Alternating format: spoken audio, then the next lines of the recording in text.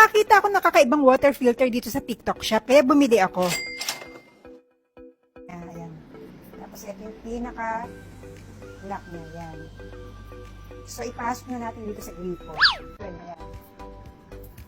Meron siyang pang-filter ng tubig. Ayan. Yung ginagamit namin pang-filter sa tubig, itong gloves na pang-baby. So, ito kabit natin. Ito muna pala. Ayan, ganyan pala, sabay pala. Tapos, saka siya ilalak.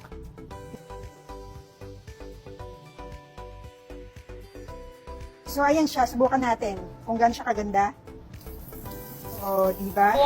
Kahit malakas yung tubig, hindi tatalsik itong filter kasi meron siyang sariling panghigpit. Hindi katulad ng ordinary na filter na yung pinapasak. Ayun, nakakalinis din yun ng tubig. But the problem is, pag malakas yung tubig, tumatalsik yung water filter. Ito, hindi dahil meron siyang sariling pinaka-panlock. Tingnan natin kung nasasala ba niya yung tubig, wala bang dumi. So, ayan, tingnan natin. Todo natin, baka sabihin niyo dinadaya ako. Ayan, todo natin. Check natin kung may buhangin ba, may dumi. May lumulutang bang something na UFO. Wala. Sa murang halaga, mas effective pa siya kaysa dito sa ginagamit namin na gloves sa pang baby. At ang mahirap pa dito, pag nagtagal ito ng mga ilang araw, nagkakaroon siya ng butas. Kasi nga, pag malakas yung pressure ng tubig, nagkakabutas na ito. Okay na okay siya. Pag ilalapit niyo, meron siyang sariling filter. Ayan o.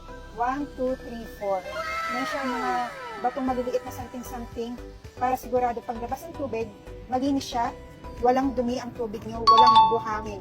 At dalawa pa yung binili ko para pang-reserva. Sa mga interesado dyan na napainintay nyo, i-click ko na yung yellow basket at baka maubusan pa kayo.